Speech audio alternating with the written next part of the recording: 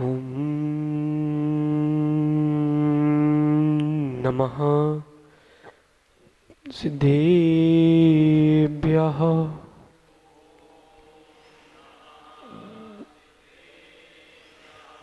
ॐ नमः सिद्धेभ्यः।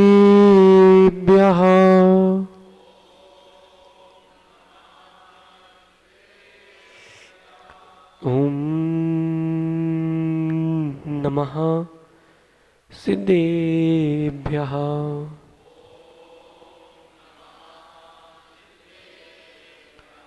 प्रणिपत्य वर्धमानं प्रश्नोत्तरत्नमालिकां वक्षे नागनरामरवन्द्यं देवं देवाधिपं वीरं नमो अर्यन्ताणं नमो सिद्धाणं नमो आयिरीयाणं नमो वज्रायाणं नमो लोये सव्साऊणम्। अनंत अनंत परम सिद्ध भगवान की, देवादिदेव खजराट श्री आदिनाथ भगवान की, अंतिम तीर्थेश भगवान महावीर स्वामी की, आचार्य प्रवर भगवत कुंद कुंद स्वामी की, आचार्य भगवान गुरुवर विशुद्ध सागर जी महाराज की, अहिंसामय विश्व धर्म की।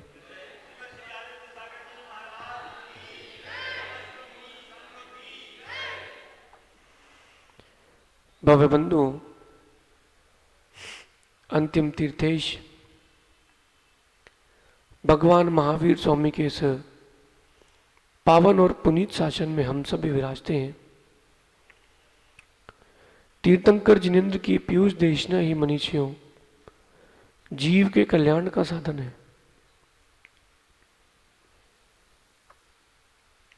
सत्य को सत्य न जानने के कारण आप असत्यमय जीवन जी रहे हैं।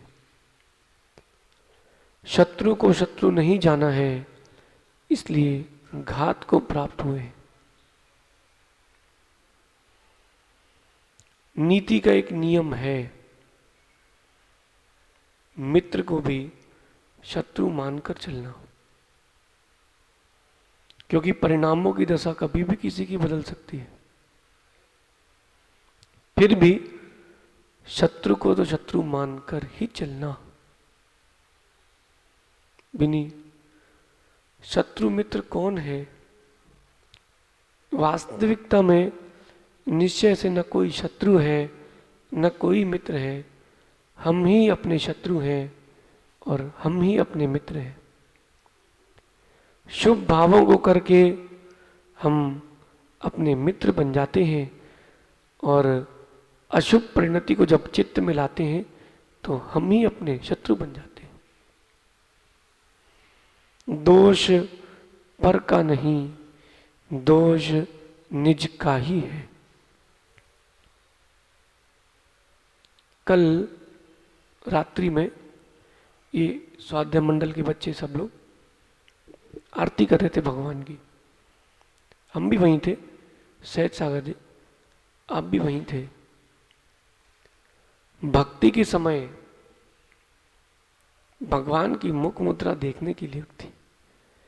ऐसा लग रहा था कि भगवान बहुत दिन बाद प्रसन्न हुए।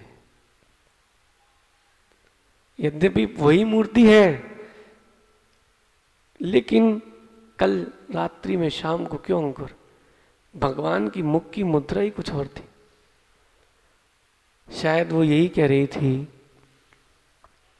कि अब भक्ति कर लो, समय कम है, तुम्हारी भी भक्ति होगी।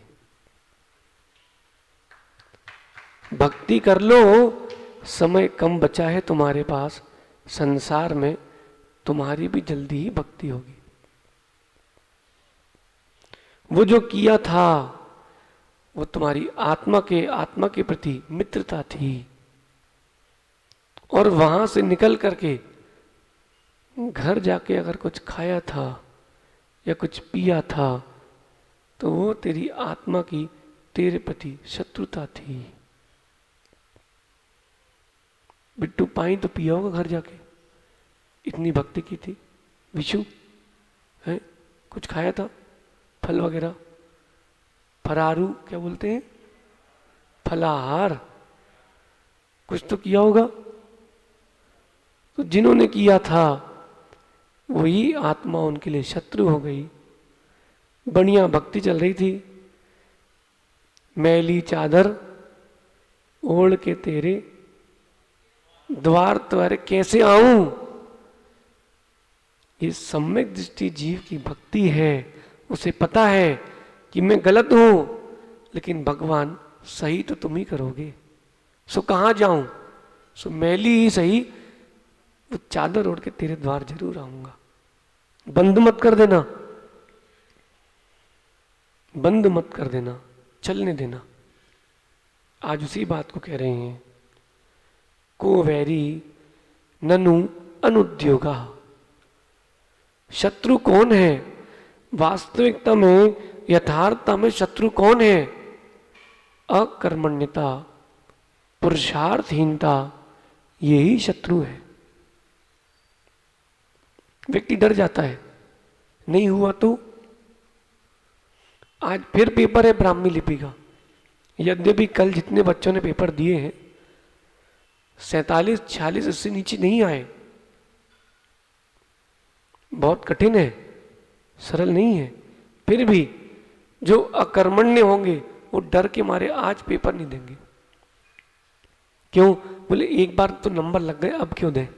नहीं, हम पुरुषार्थहीन नहीं बनेंगे। राजेश भैया, हमें पुरुषार्थहीन नहीं बनना है, हमें पुरुषार्थी बनना है। हमें शिवरार्थी नहीं बनना, हमें शिवार्थी बनना है। एक चींटी को देखा हमने जंगल में, 20 मिनट तक हम बैठे रहे और 20 मिनट तक वो दीवार पर चढ़ती रही, उतरती रही, चढ़ी फिर गिर गई, चढ़ी फिर गिर गई। जैसे तैसे वो चढ़ी, सो वहां काई लगी थी। सागर की बात है, उदासीन आश्रम की। फिर वो काई में जाके फंस गई, फिर नीचे गिर गई, फिर कहीं कहीं और चढ़ी, उतने में पानी गिरने लगा, फिर बेचारी दूसरा रास्ता बदल के गई। लेकिन 20 मिनट के बाद उमेश भैया उसने अपने लक्ष्य को प्राप्त कर लिया। वास्तविकता में वो चींटी उपदेश देने आई थी कि तुम भी घबराओ नहीं, चलो गिरोगे, चलो गिरोगे, एक दिन आएगा कि सिर्फ पहुंचोगे, गिरोगे नहीं। दुनिया के जो बहिरंग दृष्टांत हैं वो आपको अंदर तक ले जाने के लिए ही हैं। जब ये बल्ब बना था पहली बार, तो एक बार के एक्सपेरिमेंट में नहीं बना था। सुनो वीरो, उस व्यक्ति ने 9,999 बार प्रयोग किए और वो असफल रहा, और 10,000वीं बार में उसके हाथ से बल्ब पूरा बन गया। लोगों ने पूछा, आप 9,999 बार असफल हुए हो और एक बार सफल। व्यक्ति की सोच होना चाहिए। उसने क्या बोला? जो पुरुषार्थी होगा वही ये बोल पाएगा। उसने बोला नहीं नहीं, आप गलत बोल रहे हो। हमने 9,999 तरीके असफल होने के सीखे हैं। पुरुषार्थहीन नहीं था, डरा नहीं, पीछे हटा नहीं, डरा नहीं, डटा रहा। क्यों? देखो आर्यन, गलती उनकी नहीं है, गलती तुम्हारी है। आप पुरुषार्थहीन हुए, आपने व्यवस्था नहीं बनाई। पुरुषार्थी जो होगा वो कभी नहीं हारेगा। एक छोटी सी कथा के माध्यम से आगे चलते हैं। एक चोर राजमहल से चोरी करके भागा, सिपाही उसके पीछे थे और भागते भागते वो एक मंदिर में चला गया। देवी के मंदिर में पहुंचता है, वो बोलता है मुझे बचा लो, मुझे बचा लो। भवितव्यता होगी, कथानक को कथानक लेना, शिक्षा लेना। देवी ने उससे कहा कोई बात नहीं, डरो नहीं, मैं तुम्हारे साथ हूं। जाके जितने सिपाही हैं उनका सामना करो, मैं तुम्हारे साथ हूं। बोले मेरे पैर ही नहीं बढ़ रहे।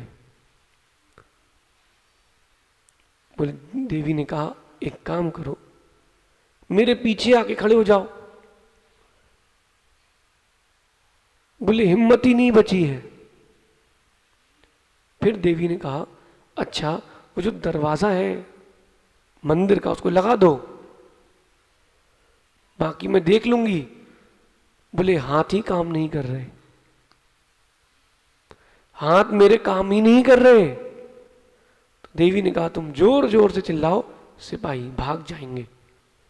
सो बोले शब्द ही नहीं निकल रहे। देवी ने क्या उत्तर दिया, जो स्वयं पुरुषार्थहीन है उसके लिए मैं कुछ नहीं कर सकती, मैं पुण्य हूं। वो क्या बोल रही है, मैं पुण्य हूं, मैं तेरे पास तभी आऊंगा जब तू पुरुषार्थ करेगा। पुरुषार्थी बनना श्रावक के लिए दो पुरुषार्थ मुख्य हैं, श्रमण के लिए भी दो पुरुषार्थ मुख्य हैं। 4 प्रकार के पुरुषार्थ की सहज व्याख्या अपन को आगम में प्राप्त है। कौन कौन से? मोक्ष, धर्म, अर्थ और इनका क्रम क्या है? धर्म, अर्थ, मोक्ष।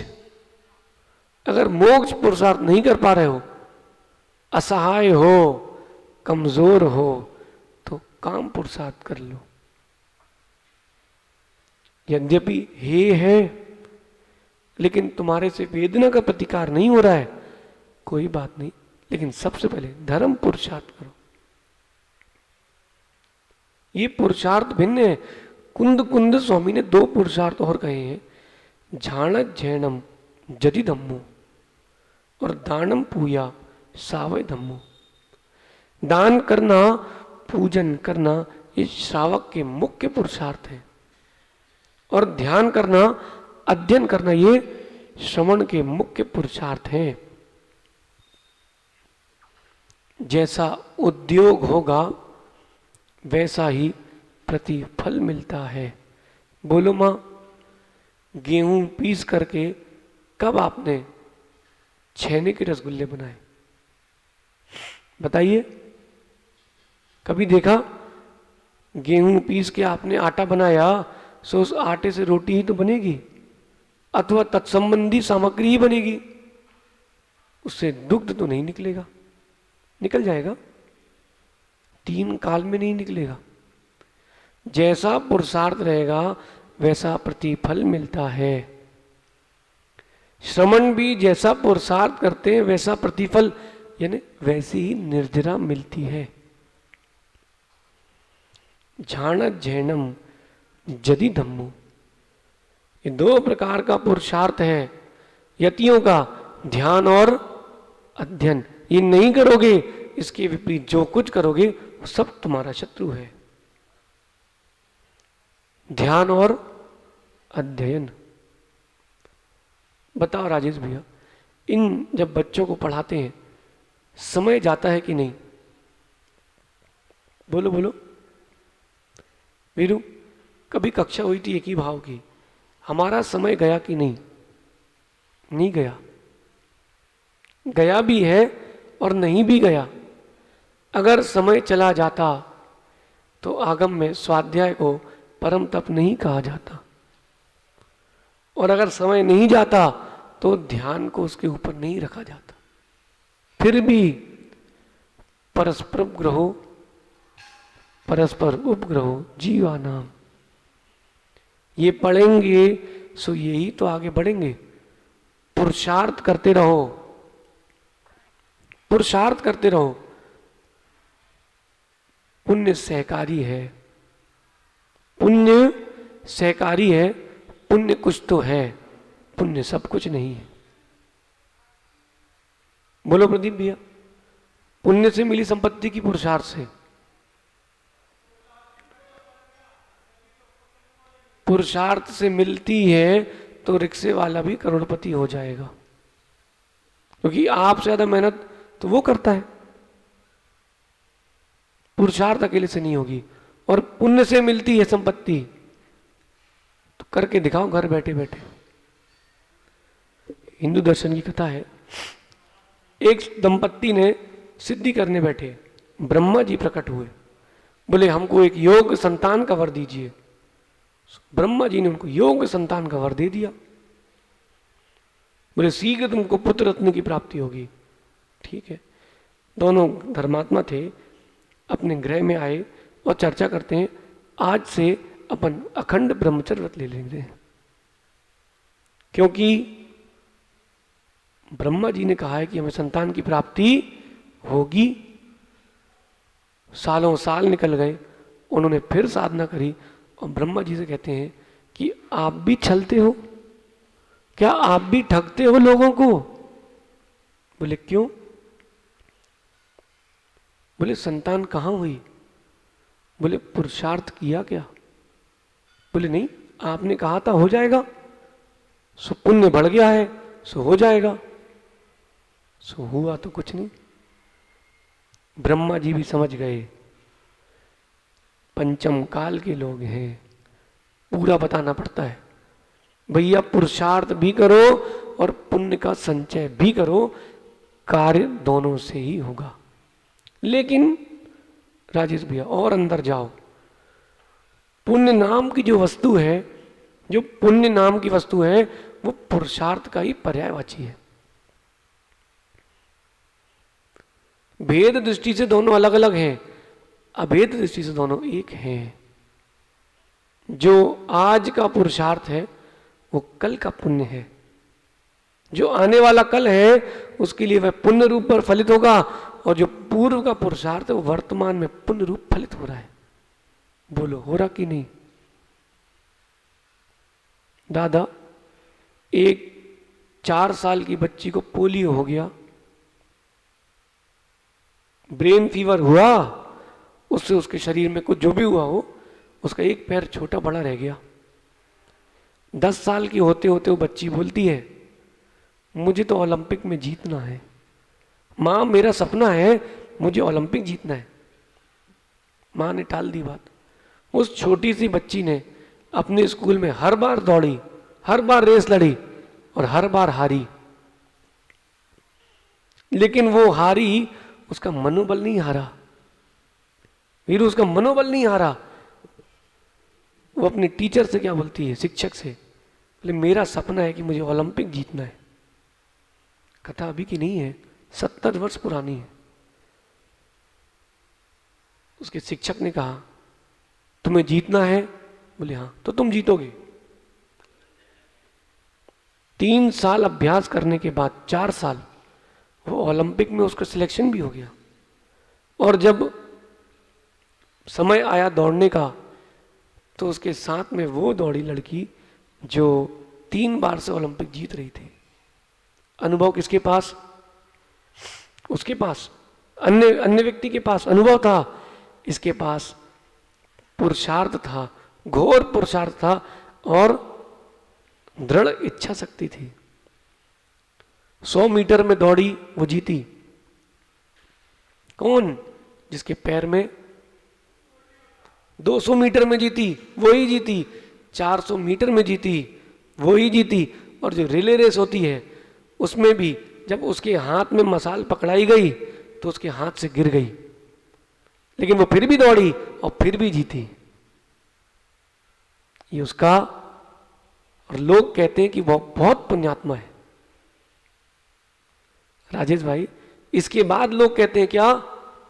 बहुत पुण्यात्मा है। पुण्यात्मा को मत देखो, पुण्यात्मा के पुरुषार्थ को देखो,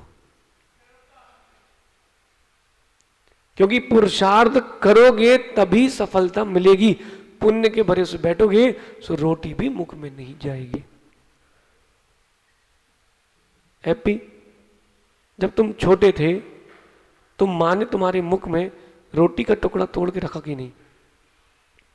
तो बनाया उसने, ग्रास बनाया उसने और मुख में भी रख दिया। चबाने का पुरुषार्थ तो करना पड़ेगा, नहीं करना पड़ेगा? चबाने का पुरुषार्थ तो, चक्रेश भाई, चबाने का पुरुषार्थ तो करना पड़ेगा। बिना पुरुषार्थ के कोई कार्य की सिद्धि नहीं होगी। समझ रहे? इसलिए आचार्य भगवान कुंद कुंद स्वामी कह रहे हैं, हे यतियों, दो पुरुषार्थ में तुम लगे रहो। हे श्रावकों, दो पुरुषार्थ में तुम लगे रहो। करो करो हे श्रावकों, पूजन करो और दान करो। लेकिन ध्यान रखना सुदेश भाई,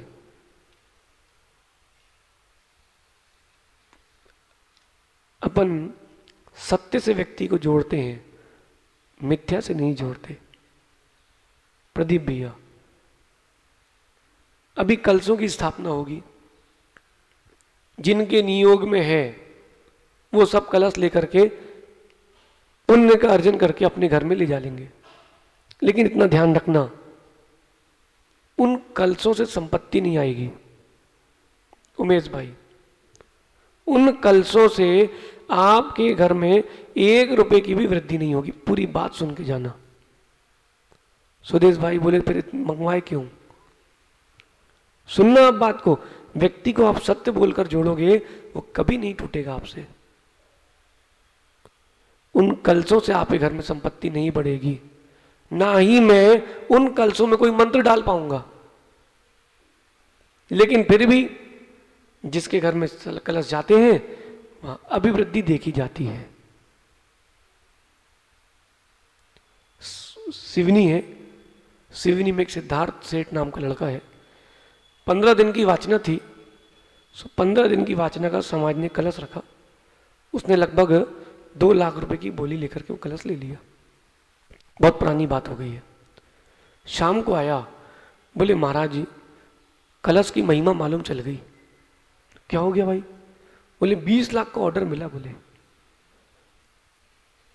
अब रात्रि में भैयावर्ती में तो मौन था। मैंने कहा कल सुबह आना भाई। तो वीरू, मैं चाहता तो उसको इतना भर देता कि जीवन पर्यंत हर बार वही कलश लेता, लेकिन असत्य से नहीं। दिव्यांशु, सत्य से व्यक्ति को जोड़ना।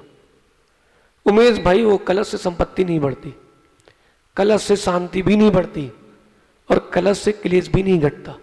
लेकिन सब चीज होती देखी जाती है।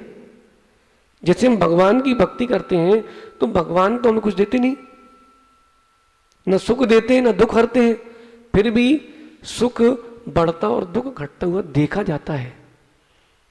वही हेतु राजित भी यहां लगाना। जब आप दान करते हो, कोषाध्यक्ष जी, जब आप दान करते हो तब भावों में विशुद्धि आती है। उस विशुद्धि से पुण्य का प्रचय संचय होता है और उस पुण्य के संचय से आपके पास सारे सुख सुविधाएं, भौतिक, लौकिक, पारलौकिक सब बढ़ती है, क्योंकि उसी पुण्य का फल है अरिहंत पद। इसलिए वीरू, कलश से कुछ नहीं होता, लेकिन जो तुमने लोभ कसाय का त्याग किया है ना, उससे तुम्हारे पुण्य की वृद्धि हुई है, उससे सब होगा। ऐसा अपने अंदर दृढ़ श्रद्धा रखना। नहीं तो कलश बेचने वाला कलश बेचे क्यों? कलश बेचने वाला कलश क्यों बेचे? अथवा बढ़ता भी है तो भैया जिसके भावों की विशुद्धि होगी उसके यहां सब भी वृद्धि होगी, बहिरंग निमित्त मिलेंगे। और क्या होता है, जब वो कलश जब भी देखोगे मन में एक भाव जरूर आएगा। 2020 में चातुर्मास हुआ था, वो कलश देख करके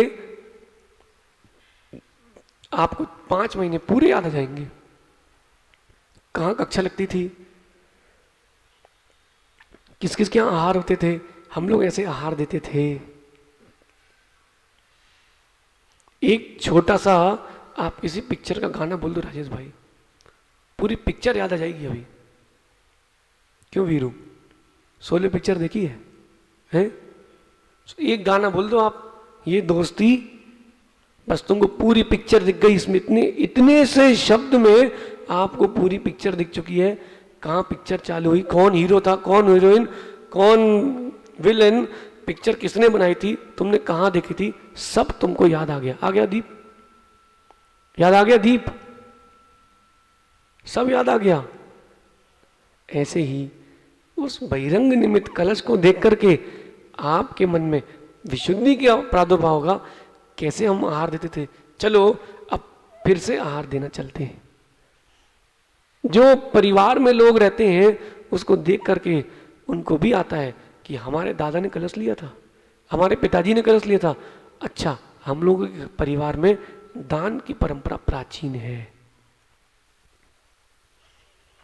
ऐसा अंतरंग में भाव आता है।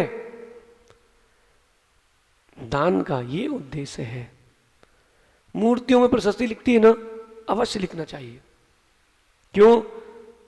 अगर परिवार में कोई विधर्मी भी हो गया तो प्रशस्ति देख करके वो सोच लेगा, समझ जाएगा, चलो हमारे परिवार की है, पूजन करना चाहिए। यही उद्देश्य लेकर के श्रावक को प्रत्येक दान की और पूजा की क्रिया करना चाहिए। दिखाने के लिए नहीं मां, दिखाने के लिए नहीं, किस लिए? हम खुद को देख पाए, सिर्फ इसीलिए। ये पुरुषार्थ कभी बंद मत कर देना भाई। एक दान और दूसरा पूजा। अब मंत्री जी, समाज की जैसी व्यवस्था हो वैसा दान हो और वैसी ही पूजन होना चाहिए। जहां जिस जिनालय की जैसी परिपाटी है, न साधु उसमें हस्तक्षेप करे, न श्रावक साधु से हस्तक्षेप करवाए। ये बहुत बड़ी बात बोल रहे हैं हम। श्रावक कभी साधु से हस्तक्षेप कभी ना करवाए और साधु भी ना करे कि महाराज जी आप बोल दो सब व्यवस्था हो जाएगी।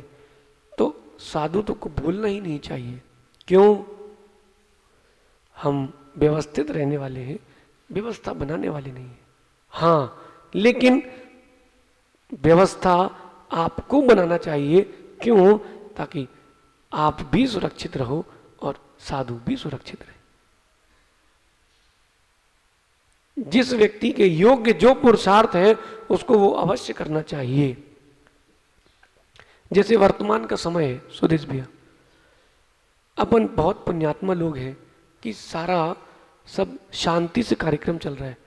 प्रवचन नहीं चल रहे भारत में हर जगह, गिनी चुनी 10, 15, 20 जगह प्रवचन चल रहे होंगे साधुओं के, उसमें छतरपुर वाले भी हैं, है ना?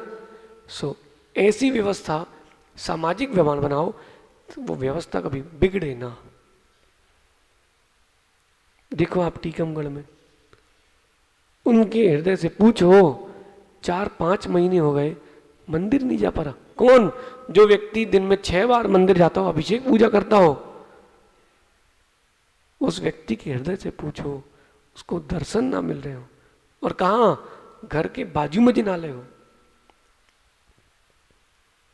जो अनुद्योगी हैं, जो मंदिर जाते नहीं थे, वो तो खुश हैं, बोले चलो अच्छा वैसे ही अपन नहीं जाते थे, अपने का फर्क पड़ने।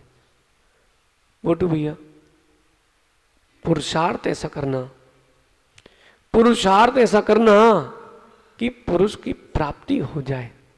पुरुषार्थ का मतलब क्या होता है? पुरुष की प्राप्ति के लिए जो किया जाए वो पुरुषार्थ है। आप लोग हर किसी के पीछे लिख देते हो कवि। प्रदीप भैया खड़े हुए, उन्होंने 4 लाइन सुनाई तो आपने कह दिया कवि। चक्रेश भैया खड़े हुए, उन्होंने 4 लाइन सुनाई, आपने कहा कवि। भैया हर किसी के पीछे कवि मत लगा देना। तीर्थंकर के पीछे कवि लगता है, महाकवि तीर्थंकर, जो जिनके वचनों से सम्यक की और रत्नत्व की वृद्धि हो, वे ही कवि कहलाते हैं। ऐसा हमने नहीं कहा, जिनसेन स्वामी ने सहस्त्र नाम में लिखा है। ऐसे ही जो पुरुषार्थ है वो क्या है? पुरुष की प्राप्ति के लिए जो किया जाए वो पुरुषार्थ है। पुरुष यानी आत्मा। कठिन नहीं है, बहुत सरल है वीरू। कठिन कुछ भी नहीं है, कठिन निर्णय है। हैप्पी, शादी करोगे? विशु, नहीं तुम घबराओ, तुम तो करोगे पक्का है, फिर भी पूछ रहे हैं करोगे? करना है क्या? बिल्कुल नहीं घबराओ है। ये मत बोलना भी सोचा नहीं है, तुम बहुत पहले सोच चुके तुमको क्या करना है। आदर्श, विवाह करना है क्या है? मौनम सम्मति लक्षण होता है, तुम ध्यान रखना, फिर सबको व्रत लेना पड़ जाएगा। दीप में तो बोल दिया हाँ करना है, बोल चुका वो पहले ही। कहने का तात्पर्य हमारा क्या है? कठिन निर्णय है, कार्य कठिन नहीं है। पुरुषार्थ करने का निर्णय लेना कठिन है, पुरुषार्थ बहुत सरल है। मैं प्रतिदिन भगवान की पूजा अभिषेक करूंगा, ऐसा निर्णय लेना कठिन है। पूजा अभिषेक करना कठिन थोड़ा ना है। निर्णय लेना बहुत सरल है कि कठिन है रितेश भाई? बस एक बार निर्णय ले लो, फिर दुनिया के सारे काम सबसे सरल हैं। दादा, आप भी तो घर से निकले थे जब, कहीं बाले वाले हो ना आप भी तो। कहाँ के दादा? जन्म कहाँ हुआ? छतरपुर में जन्म हुआ दादा आपका है? पिताजी का? वो भी छतरपुर की थे दादा। पिताजी भी जब छतरपुर में जन्म लिए थे आपके। राजेश भी, आप भी, आपके पिताजी भी, पीढ़ी दर पीढ़ी आप छतरपुर से ही हो। ऐसा कौन है जो बाहर से आया है? वीरू, अच्छा प्रभात जी तुम भी बाहर के हो? अध्यक्ष महोदय सुनो, प्रभात जी बाहर के हो ना, लेकिन जब पिताजी ने वहां संपत्ति छोड़ी या बेची और यहां नई जगह उद्योग के लिए आए, निर्णय कितना कठिन था। अपना घर छोड़ करके वहां बसना जहां कुछ भी ना हो, लेकिन निर्णय कठिन था। उसके बाद कार्य क्रियान्वित किया तो सरल हो गया ना। मोक्ष मार्ग का निर्णय करना कठिन है उमेश भाई, मोक्ष मार्ग कठिन नहीं है। कठिन होता तो इतने जीव सिद्ध नहीं होते।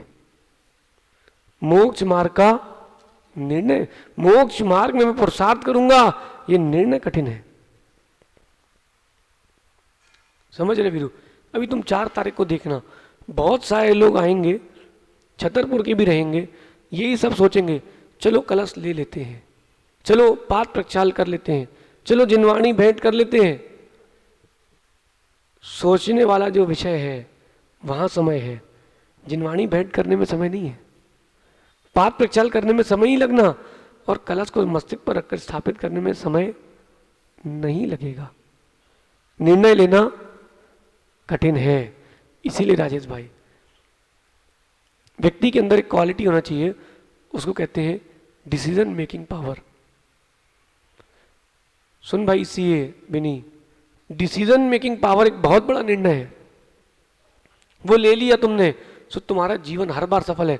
और तुमने लेट अगर निर्णय लिया है, समय निकाल दिया है, तो तुम्हारा पुरुषार्थ व्यर्थ जाएगा। बोलो माँ, रोटी आपने सेकी, तवे में रखी, और तवे से निकालने के बाद अग्नि में रखते ना, तभी तो फुल्का बनता है। और कहीं वो रख करके आपने 1 सेकंड के लिए पीछे मुंडी घुमा ली तो गई रोटी।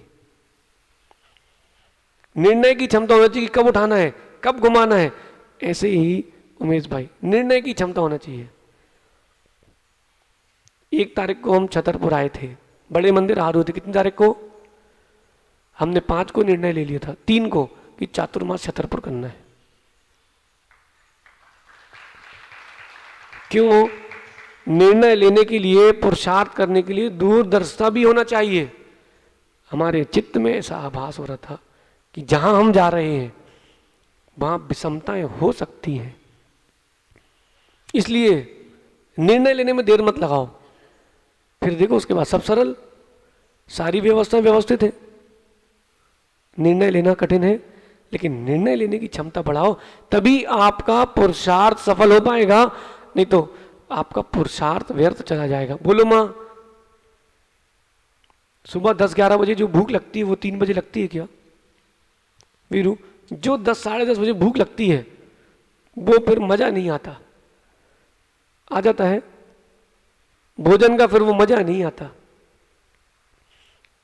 बच्चा बैठा है थाई लगा कर, माँ कह रही है 2 बजे देंगे बैठो अभी, सो माँ तुम्हारा पुरुषार्थ करना व्यर्थ है, क्योंकि 2 बजे वो उतना खा नहीं पाएगा, उसके शरीर में वो रुचेगा ही नहीं, क्योंकि उसका एक समय है। हर पुरुषार्थ का एक। प्रदीप भैया, आपकी विवाह कितनी उम्र में हुआ था? आपका विवाह, आपकी कितनी उम्र थी उस समय, बताओ जरा। है 25 में? ऐसा कौन है जिसकी 20 में हो गई हो? सुरेंद्र जी 20 में हो गई थी। चक्रेश भी आपकी है? चक्रेश भी आपका विवाह कितनी उम्र में हुआ था? 26 में।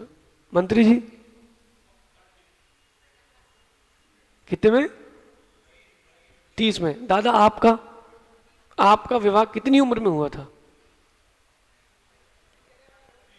20 साल में। अब सुनो, किसी से कुछ कहना नहीं है, 30 वाले भी देखना, 25 वाले भी देखना, 20 वाले भी देखना। जिसका विवाह जितना जल्दी हुआ था उसको विरक्ति उतनी जल्दी आई थी, उसको विरक्ति उतनी जल्दी आती है। क्यों? क्योंकि उसने पुरुषार्थ पहले कर लिया, वो फ्री हो गया। 20 वर्ष में विवाह हो गया, 22-23 वर्ष में संतान हो गई, सो जब आप 45 के हुए, सो बच्चा व्यापार संभालने लगा, सो अब आप फ्री हो गए। समझना, ये पुरुषार्थ को करने का तरीका है। आप धर्म पुरुषार्थ कर रहे हो, अर्थ पुरुषार्थ कर रहे हो, काम पुरुषार्थ कर रहे हो, उसका एक निश्चित समय है, वरना आपका पुरुषार्थ व्यर्थ हो जाएगा। विषय लगा लेना सब जगह प्रदीप भैया, वरना पुरुषार्थ व्यर्थ हो जाएगा। हम नहीं कह रहे, अमृत चंद स्वामी कह रहे हैं, संतान को जन्म देने का भी एक समय होता है, उसके बाद जन्म नहीं होता, फिर वो पुरुषार्थ व्यर्थ जाता है। ऐसे ही हे जीव, कल्याण करने का, पुरुषार्थ करने का तेरे पास समय है, युवा अवस्था तेरा समय है कल्याण करने का। और कहीं आप पुरुषार्थहीन हो गए तो आप निर्णय कर लेना, आप ही अपने शत्रु हो, किसी और को दोष मत देना। आपका समय हो गया भैया। बीरू तो घड़ी देख रहा है, घड़ी मत देख भाई, एक बार घड़ी देख ले अच्छे से, सो घड़ी देखने ही नहीं पड़ेगी तुझे। बिट्टू, समय एक बार और देख लो तुम अच्छे से, ये तो रोज ही बचता है, लेकिन कल के और आज के समय में ज्यादा अंतर नहीं है आपके लिए। लेकिन अगर कोई आज मोक्ष मार्ग का निर्णय करता है कि मैं मोक्ष मार्गी बनूंगा, इसी पर्याय में बाल ब्रह्मचर्य धारण करूंगा, ये उसके लिए समय बदल जाएगा। निर्णय कठिन है और पुरुषार्थ सरल है।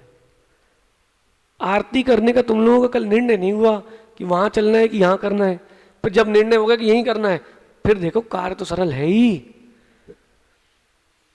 इन्हीं पूजा करना, दान देना सरल है, निर्णय लेना, ध्यान करना, अध्ययन करना, साधु का साधुता में रहना बहुत सरल है, लेकिन साधु को साधु बन के रहना है, उसका ये निर्णय बहुत कठिन है। मंत्री जी, अपना तो पक्का है, चाहे दुनिया रूठे चाहे कोई रूठे, अपन तो जैसे वैसे रहेंगे। सुनो, अच्छा अपना ऐसा हाथ करो सब लोग, एक निमित्त सिखाते हैं आपको, ऐसा हाथ करो, ठीक है। अब अंगूठा दबाओ, झुक रहा है जिसका झुक रहा है समझ लेना वो दूसरे की मान लेगा, जिसका नहीं झुक रहा है ना वो बहुत जबरा है। देखो भाई, अपना नहीं झुकता, सो अपन ने जो निर्णय लिया सो उसी पे चलते हैं, फिर बदलते नहीं है। प्रमोद भाई, किसका? आर्यन। सहज सागर जी कर लो। वो मानते ना वहां, इसीलिए वो कह रहे हैं हम आपकी मानते, इसीलिए आपको हम निमित्त शास्त्र पढ़ा रहे भाई प्रदीप भैया। सो अपना निर्णय है, जो साधु की साधुता गुरु ने सिखाई है वो हम छोड़ेंगे नहीं। अब चाहे कल के जाते आज चले जाए, वीरू अपन तो निर्णय करके बैठे कि हमने जो निर्णय लिया है हम उस पर चलेंगे। अब चाहे टीकमगढ़ वाले आ जाए, अब चाहे सागर वाले आ जाए, निर्णय कर चुके हैं, सो निर्णय पक्का है। समझ गए प्रदीप भैया? अभी आप क्या समझ रहे हो? लोगों को अभी भी उम्मीद है। अंकुर कल भी खबर आई टीकमगढ़ से, बोले महाराज जी आ जाएं क्या? सागर से, मंगलगिरी से, बोले महाराज जी हम लोग लेने आ रहे हैं। हमने कहा भैया आप लोग रुको, परेशान मत हो, हमारा निर्णय हो चुका है, अब हम आनंद में हैं। जब आपके आएंगे तो वैसा निर्णय लेकर के आएंगे, तब आप आनंद में रहना। छतरपुर वालों की सोचें, क्योंकि सुख चाहिए है तो अपने पुरुषार्थ में निर्णय चाहिए। आपका समय हो गया, पुरुषार्थ करें, एक निर्णय लेकर के चलें। कल इस पर पुनः चर्चा करेंगे, क्योंकि पुरुषार्थहीनता ही आपके दुख का कारण है। पुरुषार्थहीनता ही दुख का कारण। देख बीरू, हम बहुत पक्के आदमी हैं, निर्णय बदलते नहीं है। आप ही लोगों ने निर्णय लिया था, फिर आप ही लोगों ने बदला है। सो आप लोग निर्णय लो कि कैसी क्या व्यवस्था, क्योंकि अभी बड़ी विषमताएं हैं दुनिया में। देख रहे हैं अपन लोग कैसे कैसे लोग बीमार पड़ रहे हैं, सामाजिक स्तर पर भी जिनालय बंद हो रहे हैं, एक साधु की सुरक्षा की दृष्टि से भी, और स्वयं के अनुष्ठानों में विघ्न ना आए, इस दृष्टि से मंत्री जी आप सब बैठ करके निर्णय ले लो। जो निर्णय समाज का होगा वो सब स्वीकार है, ठीक है? आप उसमें लेकिन पक्का रहना, ऐसा नहीं करना हमने उस दिन बोल दिया कोई आहार नहीं देगा, सो हमने अंजलि बंद कर ली, लिए नहीं थे, फिर अगले दिन आपने बोल दिया जितने व्रतीय दे सकते हैं। सो आप अपना निर्णय लो, साधुओं को कोई फर्क नहीं पड़ता, वो तो गर्त पूर्ति के लिए जाते हैं, चाहे आप दो चाहे चक्रेश भाई दें, उनको किसी को चेहरे को तो